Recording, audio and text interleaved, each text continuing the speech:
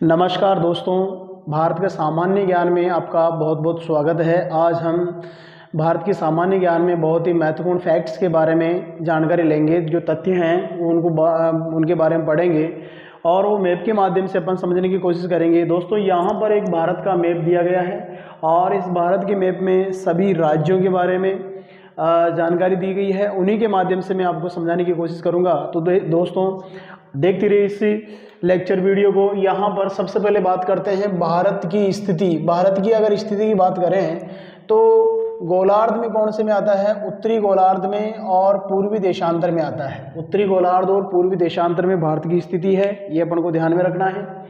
और भारत की आकृति आप देख रहे होंगे, ये भारत का मैप है। इसकी आकृति अपन देखें तो ये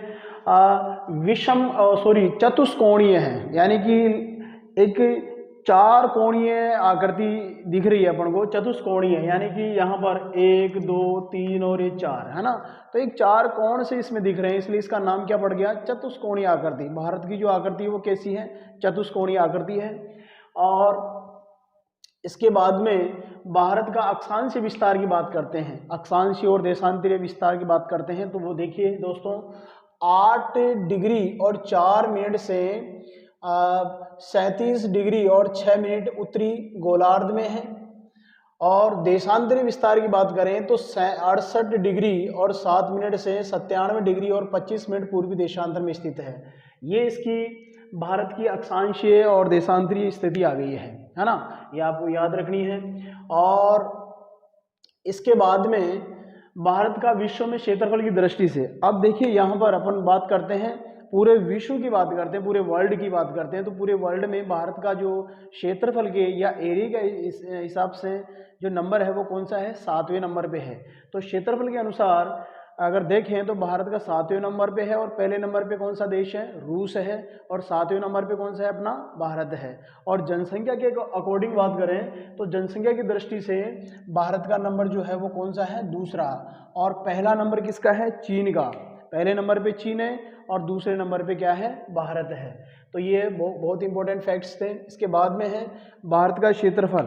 भारत की क्षेत्रफल की बात करें तो भारत का क्षेत्रफल है वर्ग किलोमीटर में और वर्ग मील दोनों में अपन जानने का प्रयास करेंगे। वर्ग किलोमीटर में तो है 32,27,263 वर्ग किलोमीटर और इसमें है 12,69,219.3 वर्ग मील है। तो दोनों में ही आपको याद रखना है, पूछ लिया जाता है। और इसके बाद में दोस्तों, यह क्षेत्रफल, अब बात आती है क्षेत्रफल की। भाई पूरे विश्व के क्षेत्रफल में 7वें नंबर पे है, लेकिन कितना है? कितना क्षेत्रफल है पूरे विश्व के क्षेत्रफल का? अगर परसेंटेज निकालें अपन तो वो है 2.42%। 2.42% पूरे विश्व के क्षेत्रफल का। पूरे विश्व के क्षेत्रफल का अगर भारत का क्षेत्रफल अगर निकाला जाए तो कितना प्रतिशत है? 2.42% है, याद रखना है ना। इसके बाद में है भारत का सबसे पूर्वी बिंदु, है ना, पूर्वी। देखिए यहाँ पर मैप है अपना दोस्तों, ये आपका उत्तरी भाग है और ये दक्षिणी है। ये पूर्वी है और ये कौन सा है? पश्चिमी है। तो यहाँ पर पूर्वी बिंदु की बात कर रहे हैं। कौन से बिंदु की बात कर रहे हैं? पूर्वी बिंदु की बात करें तो पूर्व में कौन सा स्टेट पड़ेगा? राज्य पड़ेगा। तो यहाँ पर आप देखिए दोस्तों, यहाँ पर अपना जो स्टेट है वो है अरुणाचल प्रदेश, जिसकी राजधानी ईटानगर है। तो यहाँ पर अरुणाचल प्रदेश में वलांगू की बीथू है। यहाँ पर ये इसका पूर्वी बिंदु आ गया। वलांगू जगह है, वहाँ पर एक कीवीथू जगह है, वो इसका मेन पॉइंट पड़ेगा, पूर्वी बिंदु, ठीक है ना। इसके बाद में सबसे पश्चिमी की बात करते हैं तो पश्चिमी जो है वो पड़ेगा आपका कहाँ? गुजरात में। कहाँ पड़ेगा? गुजरात के अंदर पश्चिमी बिंदु गुजरात में है, ठीक है ना, ये ध्यान रखना आप लोग। इसके बाद में दोस्तों सबसे उत्तरी बिंदु, अब पूर्व और पश्चिम की बात हो गई, अब करते हैं बात अपन उत्तर की। तो उत्तर में देखिएगा दोस्तों, उत्तर बिंदु है आपका इंद्राकोल। उत्तरी बिंदु का क्या नाम है? इंद्राकोल है। उत्तर में कौन सा बिंदु है? इंद्राकोल, जो कि केंद्र शासित प्रदेश लेह है, यानी कि लद्दाख की राजधानी लेह है, वहां पर पड़ेगा, ठीक है ना। इंद्राकोल आपका जो लेह है ना वहां पे पड़ेगा दोस्तों। यहाँ पर देखिएगा लेह आपका इधर, ठीक है ना। तो इस टाइप से आपने जाना कि इंदिरा कोल जो है वो उत्तरी क्षेत्र में या उत्तरी दिशा में है, और आपका जो केंद्र शासित प्रदेश है लद्दाख, उसकी राजधानी लेह है, वहां पर पड़ता है। इसके बाद में दक्षिणतम बिंदु की बात करें, नीचे वाला पॉइंट, ये दक्षिणतम बिंदु की बात करें तो यहाँ पर देखिएगा दोस्तों, दक्षिणतम बिंदु का पॉइंट है इंदिरा पॉइंट। यहाँ पर थोड़ा ये ध्यान रखिएगा, कन्फ्यूजन वाली स्थिति नहीं होनी चाहिए। इंदिरा कोल की बात आए तो ऊपर की तरफ है, और इंदिरा पॉइंट की बात आए तो नीचे यानी दक्षिण की तरफ है। तो इंदिरा पॉइंट निकोबार द्वीप समूह में स्थित है ना। तो अंडमान और निकोबार द्वीप समूह है। यहाँ पर देखिए, यहाँ पे सॉरी मैंने आपको गलत समझा दिया, यहाँ पर बढ़ेगा बेटा, है ना, यहाँ पर होगा, है ना। इसके बाद में देखिए अब भारत की स्थलीय सीमा की लंबाई, ये बहुत इंपॉर्टेंट है भाई, है ना। इसमें कहीं कहीं लिखा मिलेगा 15,106.3 ऐसे कुछ लिखा मिलेगा। तो ये भी आपका फैक्ट्स है, और अधिकतर आपको पढ़ने को मिलेगा 15,200 किलोमीटर। 15,200 किलोमीटर तो कौन सी आ गई आपकी स्थलीय सीमा, कौन सी सीमा आ गई, स्थलीय सीमा। और तटीय जो सीमा है या तटीय जो लंबाई है वो 7,516 किलोमीटर है। दोनों को अगर मिला देते हैं तो लगभग ये हो जाती है 22,000, और ये हो जाएगी आपकी 22,716 हो जाएगी, ठीक है ना। अब इसके बाद में देखिए भारतीय मानक समय रेखा, है ना, 82.5 डिग्री पूर्वी देशांतर पे है। मानक समय रेखा 5 राज्यों से होके गुजरती है। कहाँ से गुजरती है, 5 राज्यों से होके गुजरती है, जिनका नाम अपन पढ़ेंगे। देखिएगा, यहाँ पर आंध्र प्रदेश है, जिसकी राजधानी क्या है, हैदराबाद है।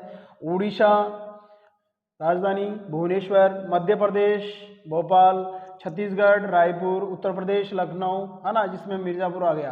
तो ये 5 राज्य हो गए जहाँ मानक समय रेखा गुजरती है। इसके बाद में देखिएगा, यहाँ पर भारत के कुल 9 राज्य, भारत के कुल कितने राज्य हैं, 9 राज्य और 4 केंद्र शासित प्रदेश समुद्री तट से लगते हैं। कहाँ से लगते हैं बताओ, समुद्री तट से लगते हैं। समुद्री सीमा आप देख रहे होंगे, ये पूरा मैप में ये नीला नीला नीला नीला जो दिखाया गया है, ये समुद्री इलाका है, समुद्री भाग है ये, है ना। तो यहाँ पर जो कितने राज्य अपने जो भारत के राज्य हैं जो समुद्री सीमा बनाते हैं, वो है 9 तो राज्य हैं अपने, और 4 क्या है, केंद्र शासित प्रदेश हैं। तो 9 राज्य कौन कौन से हैं देखते हैं। 9 राज्यों में देखिए, गुजरात आ गया अपना, गुजरात आप देख रहे होंगे, ये गुजरात आ गया।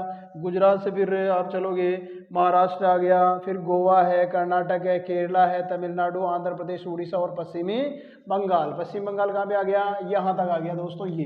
यानी कि यहाँ से आप स्टार्ट होंगे और यहाँ तक पहुँचेंगे तो पूरे कितने राज्य आ गए आपके, 9 स्टेट्स आ गए। इसके बाद में यूनियन टेरिटरी की बात करते हैं, केंद्र शासित प्रदेशों की बात करते हैं, तो लक्षद्वीप, है ना, यहाँ देख रहे होंगे आप, ये लक्षद्वीप आ गया आपका। और लक्षद्वीप के बाद में देखिएगा, लक्षद्वीप, अंडमान निकोबार, वो उधर ये अंडमान निकोबार द्वीप समूह आ गया, ये भी आपका समुद्री सीमा बनाता है, समुद्री इलाके में आता है ये भी। और दमन और दीप आ गया, और पडुचेरी या पांडिचेरी आ गया। तो इस प्रकार आपके तो 4 तो क्या है, यूनियन टेरिटरी आ गए, और 9 आ गए स्टेट्स जो क्या करते हैं, आपके समुद्री तट से सीमा बनाते हैं। इसके बाद में दोस्तों देखिए, सबसे ज़्यादा राज्यों की सीमा छूने वाला राज्य, है ना, यहाँ पर आप देख रहे होंगे, ये अपना राज्य है कौन सा, उत्तर प्रदेश। ये राज्य आप मैप में देख रहे हो, उत्तर प्रदेश है, जिसकी राजधानी क्या है, लखनऊ है। और ये जो राज्य है भारत के 9 राज्यों से सीमा बनाता है। कितने राज्यों से, 9 राज्यों से। देखिएगा, यहाँ पर भारत के 9 राज्यों से सीमा बनाता है यूपी, यानी कि यहाँ पर 9 राज्य कौन से हो गए, उत्तराखंड हो गया, हरियाणा, दिल्ली, हिमाचल प्रदेश, राजस्थान, मध्य प्रदेश, छत्तीसगढ़, झारखंड और बिहार। तो ये 9 राज्य हो गए आपके जो यूपी से सीमा बनाते हैं, या यूपी इनसे सीमा बनाता है।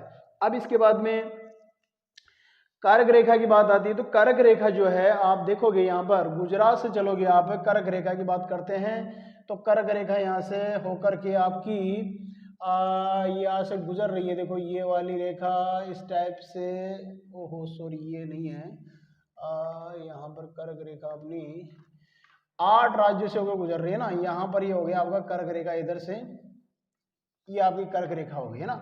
तो यहाँ पर कितने राज्य हो गए? 8, यानी कि भारत के 8 ऐसे राज्य हैं जहाँ से होकर कर्क रेखा गुजरती है। वो 8 राज्य कौन कौन से देखिएगा दोस्तों। यहाँ पर पहला राज्य अपना गुजरात है, फिर राजस्थान आ गया, फिर मध्य प्रदेश आ गया, फिर छत्तीसगढ़ आ गया, फिर झारखंड आ गया, वेस्ट बंगाल यानी कि पश्चिम बंगाल आ गया, त्रिपुरा और मिजोरम आ गया। तो ये 8 राज्य ऐसे हैं जहाँ से आपकी कर्क रेखा गुजरती है। तो दोस्तों ये जो महत्वपूर्ण तथ्य हैं, महत्वपूर्ण फैक्ट्स हैं भारत से संबंधित, इनको आप अच्छे से रिपीट करिए, बार बार इनको देखिए, पढ़िए, क्योंकि यही चीज़ होती है जो प्रारंभ में अपन को सीखना होता है। बाद में धीरे धीरे धीरे अपन सरलता से कठिनता की तरफ बढ़ते चले जाते हैं और आपकी रुचि पैदा होती है ज्योग्राफी पढ़ने में, भारत के सामान्य ज्ञान पढ़ने में। तो इन चीज़ों के बारे में आप जानकारी रखिए, मैप के माध्यम से पूरा जानने की कोशिश कीजिए, क्योंकि मैप से बहुत सारी चीज़ें अपन को समझ में आती है ना। तो मैप के माध्यम से जब भी आप कोई फैक्ट्स पढ़ें तो मैप के माध्यम से पढ़ें, ताकि आपको ज़्यादा से ज़्यादा सीखने को मिले, ज़्यादा से ज़्यादा समझने को मिले। तो दोस्तों यहाँ पर अपन ने पढ़ा बहुत सारी चीज़ों के बारे में जो कभी चेंज, बहुत ही रेयर मतलब स्थिति बनती है कि वो डेटा चेंज होते हैं। ये फैक्ट्स हमेशा रहते हैं और इनको आप अधिकतर याद रखना, क्योंकि ये एग्जाम्स के अंदर अधिक से अधिक पूछ लिए जाते हैं और ये सामान्य जो विद्यार्थी उसको भी आना चाहिए। तो देखते रहिए और बने रहिए YouTube channel RD research centre पे, और लाइक और सब्सक्राइब जरूर करें। धन्यवाद दोस्तों, जय हिंद।